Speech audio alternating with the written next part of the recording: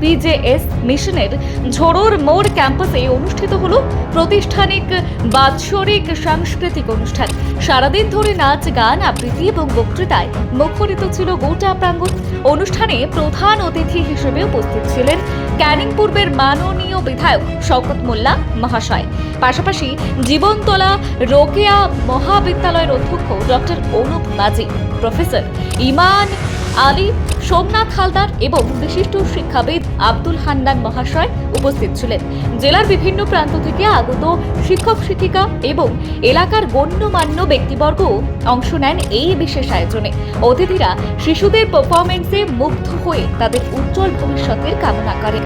এই পিজেএস মিশনের প্রতিষ্ঠাতা ফাহাদ শেখ, যিনি সবার কাছে টিপু ভাই নামে পরিচিত, তার হাত ধরেই 2016 সালে সূচনা হয়েছিল জীবনতলা পিজেএস মিশন ক্যাম্পাসের, যা আজ দক্ষিণ চব্বিশ পরগনার অন্যতম প্রধান শিক্ষা প্রতিষ্ঠান হিসেবে সুপ্রতিষ্ঠিত। মানে ভীষণভাবে খুশি যে এরকম গ্রামাঞ্চলে একটা প্রাইভেট স্কুল তারা সবাইকে নিয়ে, এবং এদের স্যার ম্যাডাম আছেন যারা, এরা শুধু গভর্নমেন্টের একটা বোর্ডের যে সিলেবাস বা তাদের কোকারিকুলার যা কিছু আছে সেটাকে ফলো করে না, তার সঙ্গেও এরা একটা comprehensive teaching learning evaluation method এরা কিন্তু এস্টাবলিশ করে চলেছে। এরা ছেলে মেয়েদের জীবন গঠনের জন্যে, তাদেরকে সুনাগরিক তৈরি করার জন্যে, এবং অবশ্য করে তাদেরকে যে প্রথাগত শিক্ষা, সেই প্রথাগত শিক্ষায় তাদেরকে স্ট্যান্ড করানোর জন্যে, তাদের আগামী দিনের আরও যে উচ্চতর শিক্ষা, সেই উচ্চতর শিক্ষা প্রতিষ্ঠানে তারা খুব ইজিলি তারা প্রতিযোগিতার বাজারে নিজেদেরকে যেমনভাবে প্রস্তুত করতে পারবে, সেটা শুধু করে না, তার সঙ্গে একজন মানুষ হিসেবে, একজন দেশের সুনাগরিক হিসেবে নিজেকে প্রতিষ্ঠিত করার জন্য যেটুকু দায়িত্ব, সেটাও কিন্তু এরা পালন করে। আজকে পিজিএস মিশনে এসে সত্যি অভিভূত। এরকম একটা মিশনের অনুষ্ঠান সচরাচর দেখা যায় না। অনেক মিশনে গিয়েছি, অনেক জায়গায় গিয়েছি, কিন্তু এরকম একটা পরিকল্পনা মাফিক, সুসংবদ্ধ এবং মানে উপভোগ উপযোগী অনুষ্ঠান সচরাচর দেখি না। ওই জন্য পিজিএস মিশনের কর্তৃপক্ষের প্রতি অনেক শুভেচ্ছা, ভালোবাসা এবং অভিনন্দন জানাই। মানে ভাবতে পারিনি যে ক্যানিং টু ব্লক তথা দক্ষিণ চব্বিশ পরগনার সমস্ত এলাকা থেকে আমাদের পিজিএস মিশনে পঠন পালন করে। আমরা ভাবতে পারিনি যে এত কম সময়ে আমরা যে দক্ষিণ চব্বিশ পরগনা জেলা জুড়ে যে নিজের প্রচার আমরা বিস্তারিত করব।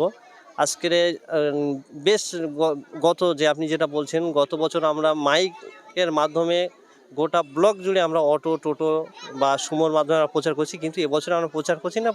অলরেডি মানে শিক্ষার প্রচার অলরেডি ছড়িয়ে যাওয়ার কারণে অলরেডি ফর্ম শত শত ফর্ম নিয়ে যাচ্ছে। এটাই আমাদের প্রচার করতে হচ্ছে যে আমরা ফর্ম দিতে পারছি না, আমরা দুঃখিত। এটাই আমাদের প্রচার করতে হচ্ছে এবছরে। হ্যাঁ, আসলে এডুকেশানের এটাই হচ্ছে সফলতা। এডুকেশান আমাদের এই সভ্যতাকে উন্নত করে। এই এডুকেশানই কিন্তু সব কিছু পাল্টে দেয়। এটাই হচ্ছে আমরা বিং এ টিচার, আমি এটাই বলবো যে এই এডুকেশানের শিক্ষার যে ধারাবাহিকতা, শিক্ষা প্রতিষ্ঠানগুলোর যে অ্যাক্টিভিটিস এবং সামগ্রিকভাবে মানুষের যে সচেতনতা, এটাকে আরও এগিয়ে নিয়ে চলুন, আরও উন্নত সমাজ দেখতে পাবেন। সংখ্যালঘু এলাকায় 4, 5, 7, 8 পড়লে কাজে পাঠিয়ে দেওয়া হয়, সেসব গার্জেনদের উদ্দেশ্যে কি বার্তা? না, প্রত্যেকে আমি অনুরোধ করব, সেই গার্জেনদেরকে অনুরোধ করব, দেখুন, একটি ছেলে বা মেয়ে বা ছাত্র বা ছাত্রী, তাদের সারা জীবন পড়ে আছে তাদেরকে কাজ করার জন্যে, তাদের কর্মক্ষেত্রে তাদের সময় দেওয়ার জন্যে। কিন্তু একটা কথা মনে রাখবেন, একটি স্টুডেন্ট যদি একটা নির্দিষ্ট সময়, বিজ্ঞানকে আমরা অস্বীকার করতে পারি না, বিজ্ঞানের ক্ষেত্রে আমরা তাদেরকে প্রাপ্তবয়স্ক বলি 18 বছর বয়সে। আমরা তাহলে বিজ্ঞান থাকতো না। বিজ্ঞানকে যদি আমরা বিশ্বাস করি যে একজন বাচ্চা 18 বছর বয়স হলে একজন প্রাপ্তবয়স্ক নাগরিক হবে, তাহলে প্রাপ্তবয়স্ক নাগরিক যেমন বয়সের কারণে হবে, তার শারীরিক গঠনের জন্য হবে, তার সঙ্গে সঙ্গে তার শিক্ষা, চেতনা, আদর্শবোধ, এটাও কিন্তু 18 বছরে যতটা হবে, তার আন্ডার এজে কিন্তু ততটা হবে না। আমি প্রত্যেকের কাছে অনুরোধ করব, এখানকার মহাবিদ্যালয়ের অধ্যক্ষ হিসেবে এটা আমাদের দায়িত্বের মধ্যেই পড়ে। এটা আপনারা কষ্ট করে হলেও, আপনারা অনেক ত্যাগ স্বীকার করছেন নিজেদের সন্তানদের জন্যে, কষ্ট করে হলেও ছেলেদেরকে যে একটা বেসিক লার্নিং তাদেরকে চেষ্টা করবেন, অন্ততপক্ষে গ্র্যাজুয়েশন স্তর পর্যন্ত নিয়ে গেলে ভালো হয়। সম্পর্কে বলতে গেলে বলতে হয় অমায়িক এবং খুবই বন্ধুত্ব সুলভ। এরকম আন্তরিকতা খুব কম জায়গায় দেখেছি। মানুষের প্রতি এত ভালোবাসা, শ্রদ্ধা, আপন করে নেওয়ার প্রবণতা খুব একটা দেখা যায় না। একটা সময় দেখতাম যে ক্যানিং টুবে কোনো ফর্ম আসলে ফিল আপ করতে পারতো না, শিক্ষিত ছেলে খুব কম পাওয়া যায়। আস্তে আস্তে যে এই সমাজ গড়ার তালিকা আস্তে আস্তে তুলে ধরছে, হ্যাঁ, সেদিক দিয়ে পিজিএস মিশন অনেকটা এগিয়ে। কারণ বিশেষ করে এই প্রত্যন্ত গ্রামের দিকে এরকম একটা ইংলিশ মিডিয়াম স্কুল সত্যি হওয়ার প্রয়োজন ছিল, এবং এরা হয়ে সেই অভাবটা দূর করেছে, যার জন্য এরকম একটা প্রত্যন্ত সংখ্যালঘু এরিয়াতে যেভাবে শিক্ষাকে আরও এগিয়ে নিয়ে গেছে, অন্ধকারের উৎস থেকে উৎসারিত আলো। আমরা বিশ্বের দিকে তাকালে নারী শিক্ষার প্রসারের জন্য যেমন একটা বড় বড় উদাহরণ হিসেবে মালালা ইউসুফজাই বা আমাদের এই দেশের রোকেয়া সাকায়াত হোসেন যেভাবে শিক্ষাকে এগিয়ে নিয়ে গেছিলো সবার দ্বারে দ্বারে সহযোগিতা নিয়ে, তেমনি আমাদের হামিদা বানু একটা সংখ্যালঘু পরিবার থেকে বিলং করে, এবং এই এলাকার মানে সব থেকে আশীর্বাদ যার মাথায় আছে যে আমাদের এমএলএ সাহেব মাননীয় শওকত মোল্লা সাহেব, এনাদেরকে যেভাবে সহযোগিতা এবং আশীর্বাদ এবং এদেরকে বিভিন্ন মোটিভেট করে যেভাবে শিক্ষাটাকে আরও এগিয়ে নিয়ে যেতে পেরেছে, সে খুবই ভালো লাগলো। এখানে একটা মানে সিবিএসসি ইংলিশ মিডিয়াম এবং জীবনতলা মেন ব্রাঞ্চে যেখানে মাধ্যমিক পর্যন্ত ইসলামিক কালচার থেকে শুরু করে ইন্টারন্যাশনাল সমস্ত শিক্ষার জন্য যা যা প্রয়োজন তারা করেছে স্বল্প খরচে। আমরা এসেও খুব অভিভূত, খুবই ভালো লাগলো। সকলকে ধন্যবাদ জানাই। এই ছাত্রছাত্রী এদের লক্ষ্যমাত্রা অনেক বড় হবে, গোলটা যদি অনেক ভালো হয়, এবং মানে প্রথম আমাদের যে অভিভাবক মা বা বাবা, তারপরে পরবর্তী শিক্ষক যে এই মিশন বা কোনো ইনস্টিটিউটের শিক্ষক, তারা যেভাবে তাদেরকে নিজেদের ছেলে বা সন্তানী ভেবে তাদেরকে আরও লক্ষ্যমাত্রা এগিয়ে যাওয়ার জন্য সহযোগিতা করে, সকলকে ধন্যবাদ জানাই, তাদের উজ্জ্বল ভবিষ্যতের কামনা করি। না, বলতে গেলে পিজিএস মিশন আমাদের মেন ক্যাম্পাস জীবনতলা এবং ঝড়মোড় ব্রাঞ্চ, এটা ব্রাঞ্চ মানে বললে শুধু করা হবে, মেন ক্যাম্পাসেরই মতো, মানে সেই তাদের মানে এডুকেশান কোয়ালিটি থেকে আরম্ভ করে, মানে এটা যদি সকাল সন্ধ্যা পর্যন্ত বলা হয়, সন্ধ্যা পর্যন্ত আমাদের ছোটো ছোটো বাচ্চারাও কিন্তু অনুষ্ঠান কন্টিনিউ করে নিতে পারবে। আর আমি ব্যক্তিগতভাবে মনে করি পিজিএস মিশন একটা দৃষ্টান্ত, শুধু এডুকেশন প্রোভাইড করে না, এখান থেকে একটা বাচ্চা টোটাল ফিউচারে কিভাবে মানে তার একটা দিশা দেখিয়ে দেওয়া হয়, সমস্ত কালচার থেকে আরম্ভ করে একদম টপ টু বটম। কোন ক্লাস থেকে মূলত শুরু হচ্ছে? আমরা পিকেজি থেকে শুরু করে যে মাধ্যমিক পর্যন্ত চলছে, আমাদের সেকেন্ডারি লেভেলে আমরা কন্টিনিউ করছি এখন। এটা কি কথা হচ্ছে আমরা ক্যানিং টু ব্লক জীবনতলার মানুষ। আমাদের এলাকায় আগে একটা সময় স্কুল পাঠশালা ছিল না, আমরা খুব পিছিয়ে পড়া এলাকার মানুষ। আমাদের একটা চিন্তাভাবনা এই মিশনের পক্ষ থেকে, আমাদের একটা চিন্তাভাবনা ছিল এলাকার মানুষের সুশিক্ষায় শিক্ষিত তৈরি করার লক্ষ্যে, মানে পাকাপুক্ত একটা ভিত তৈরি করার লক্ষ্য নিয়ে এই প্রতিষ্ঠান একটু একটু করে এগিয়ে যাওয়ার আমরা আপ্রাণ চেষ্টা করে যাচ্ছি, যাতে এলাকার মানুষ স্কুল ছুট, আমাদের স্কুলে বহু মানুষ স্কুল ছুট হয়ে যায়, বহু ছেলেবেলা তারা মাঝপথ থেকে তারা পড়াশোনা করতে পারে না, তারা চলে যায়, তারা পেরে ওঠে না আর কি, মাঝপথে মানে সিলেবাসের এত চাপ যে তারা আর বুঝতে পারে না, আর পঠন পাঠন সেইভাবে হয় না।